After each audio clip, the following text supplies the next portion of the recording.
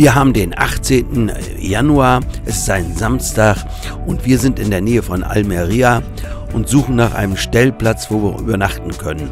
Und darüber möchte ich in diesem Video berichten. Herzlich willkommen dazu. Wir sind an diesem Samstagmorgen vom Capo di Gata aus gestartet, wollten in Retamar auf einem Parkplatz übernachten, der ausgewiesen war bei Camperkontakt bzw. bei Park4Night als Übernachtungsplatz. Dort haben wir dann festgestellt, dass man dort nicht stehen darf und sind jetzt weitergefahren. Fahren jetzt in Richtung Almería und haben uns vorher angeschaut, was gibt es dort für Stellplätze. 4 Stück haben wir hier gefunden, die in der Nähe der Stadt Almería bzw. in der Stadt Almería liegen. Jetzt fahren wir den ersten Platz an. Es ist mehr oder weniger ein Parkplatz, der hier ausgewiesen ist als Stellplatz. Und jetzt müssen wir mal schauen, ob wir dahin können. So wird der Platz in der App angezeigt. Sieht man schon Parking, also kein richtiger Stellplatz, sondern ein Parkplatz. Kostenlos, das spielt bei uns keine Rolle. Wir würden auch gerne bezahlen. Hauptsache, wir kriegen einen Platz. Jetzt fahren wir über diesen Parkplatz, aber wir konnten schon schnell erkennen, die ganzen Plätze sind hier belegt. Das ist kein Parkplatz nur allein für Wohnmobile, sondern auch für PKWs und dieser Parkplatz liegt in der Nähe vom Strand. Wie man sieht, stehen hier auch mehrere Wohnwagen und auch Camper sitzen draußen. Das sind nicht nur deutsche Camper, das sind auch spanische Camper, das nur zur Information. Ich hatte vorher bei Google Maps geschaut, dieser Parkplatz ist ausgewiesen als Municipal de Caravanas, also ein Parkplatz für Wohnmobile und vielleicht auch für Wohnwagen. So sieht das Ganze bei Google Maps aus. In der Mitte sehen wir den großen Parkplatz, rechts sehen wir das Meer und am Meer oder vor dem Meer sind noch wieder Parkplätze, Sandplätze, dort kann man auch stehen. Da fahren wir jetzt rauf, aber das gefiel uns nicht, hier stehen zu bleiben. Ich habe noch extra geschaut, ob irgendwo Verbotsschilder hier stehen, dass hier keine Wohnmobile stehen dürfen oder überhaupt Parkverbot ist, konnte ich nicht finden. Einfach so an den Strand stellen, das ist nicht so unser Ding. Wenn ausgewiesene Parkplätze da sind, wo auch nicht ausdrücklich verboten ist, dass Wohnmobile dort stehen dürfen, stellen wir uns schon mal für 1 oder 2 Übernachtungen auf so einen Platz. Aber jetzt geht es erstmal weiter. Wir müssen weitersuchen, ob wir irgendwo einen freien Platz finden. Wir haben dann bei verschiedenen Apps geschaut und haben hier die beiden Plätze, die unten nebeneinander liegen. Den ersten haben wir davon rechten angefahren. Jetzt fahren wir weiter zum nächsten weiter. Der ist etwa 1,5 Kilometer weiter Richtung Almería. Auch das ist nur ein Parkplatz. Hier vor der Repsol-Tankstelle müssen wir jetzt links rein. Und dann muss schon fast der Stellplatz bzw. der Parkplatz kommen. Ja, wir sehen auch schon die ersten Wohnmobile. Man muss dran denken, es ist Wochenende, es ist Samstag, da sind natürlich auch einige spanische Camper unterwegs. Deshalb ist es schon eher dann voll, am Wochenende sind die Plätze dann eher voll als in der Woche. Auch dieser Parkplatz liegt in unmittelbarer Nähe des Meeres, man also fußläufig dorthin kommt. Aber wir sehen, der Platz ist auch voll belegt, also kaum eine Lücke frei und für unsere Größe unseres Wohnmobils ohnehin schon schwierig. Man sieht, man ist ganz schnell hier am Meer, am Strand. Das macht natürlich so einen Parkplatz attraktiv. Auch hier sieht man wieder PKWs zwischen den Wohnmobilen. Das ist auch in Ordnung, denn der Parkplatz ist nicht nur ausgewiesen für Wohnmobile, sondern auch für PKWs. Auch hier sieht man einzelne Wohnwagen und es sind nicht nur hier deutsche Camper, die hier stehen, sondern ganz unterschiedliche Nationalitäten an Campern, die diesen Parkplatz hier nutzen. Also geht es für uns weiter. Es gibt ja noch weitere 2 Plätze hier in der Stadt. Jetzt fahren wir den an, der ja so mehr oder weniger, ich will nicht sagen mitten in der Stadt, aber fast mitten in der Stadt liegt. Den haben wir uns vorher auch angeguckt bei verschiedenen Apps und haben ihn auch bei Google Maps angeschaut. Auch das wird nur ein Parkplatz sein und dort fahren wir jetzt hin. Jetzt in die Stadt Almería rein. Wir fahren parallel zum Meer und zur Promenade. Eine schöne Promenade hier, werde ich später mehr dazu zeigen. Wir müssen jetzt einmal rechts abbiegen in die Stadt rein und hier sehen wir die beiden großen Flächen, das sind Parkflächen und dort wollen wir jetzt hin. Das Ganze nennt sich Parking Almeria. Hier findet auch, und das sehen wir hier schon rechts etwas, ein großer Markt statt, immer Samstag. Aber in diesem Bereich wollen wir uns nicht hinstellen oder dürfen wir uns natürlich nicht hinstellen.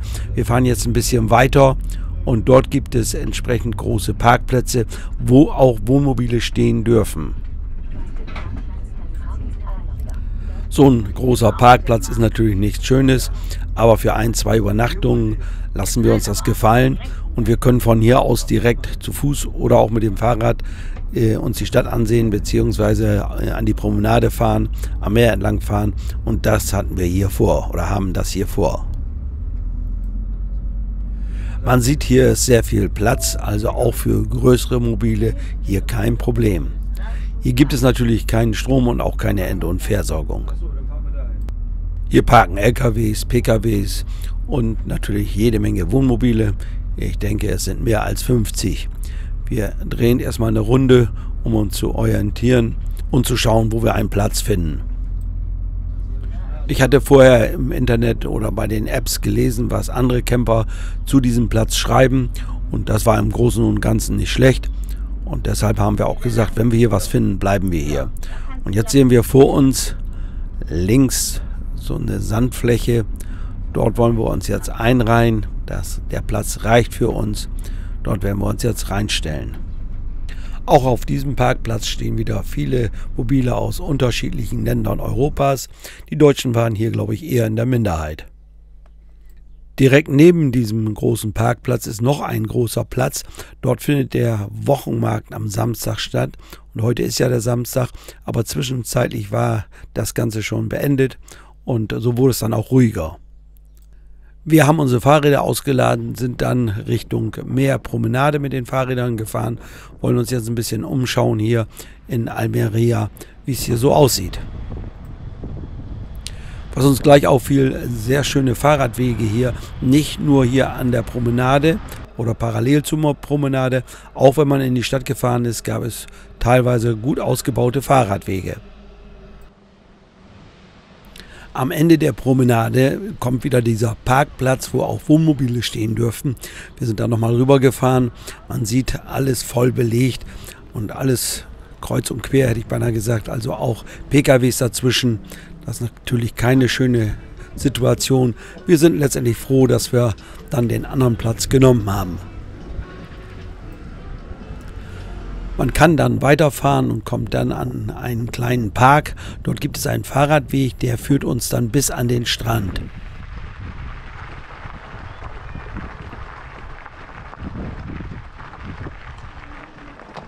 Von hier aus hat man dann auch einen schönen Blick auf die Bucht von Almeria. Almeria hat sehr schöne Strände. Allerdings die Wassertemperatur zurzeit liegt bei 15 Grad. Man kann sagen, vom Dezember bis März bleibt es bei 15 Grad circa. Jetzt fahren wir in eine andere Richtung, die Promenade entlang, und zwar in Richtung Hafen. Es ist ja Wochenende und da sind die ganzen Bars und Restaurants hier an der Promenade alle gut besucht. Jetzt geht es weiter zum Hafen. Dort gibt es eine große Verladebrücke. Sie wurde erbaut 1902 bis 1904, um Erz abzutransportieren mit Schiffen. Sie ist ein Wahrzeichen von Almeria. Wird heute natürlich nicht mehr genutzt, ist eben nur ein Wahrzeichen noch. Man kann die Brücke auch betreten oder besuchen und oben gibt es eine Plattform. Von dort aus hat man einen schönen Blick auf den Hafen und aufs Meer. Der Hafen von Almeria ist auch ein Fährhafen. Von hier gibt es Fährverbindungen nach Nordafrika.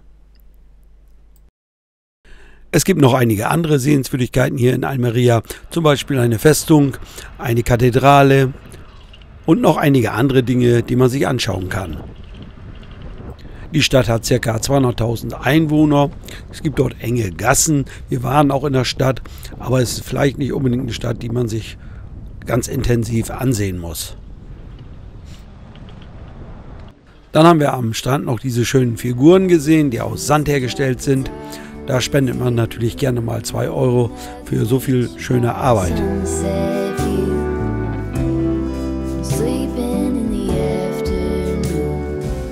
Wir haben 2 Nächte auf diesem Parkplatz in Almería verbracht. Die Nächte waren ruhig, wir haben gut geschlafen und der Platz war auch in der Nacht gut ausgeleuchtet. Am Montag, den 20. Januar, geht es dann weiter, und zwar fahren wir jetzt nach Palermo zum Camping Mar Azul. Dort haben wir wieder unseren Platz reserviert.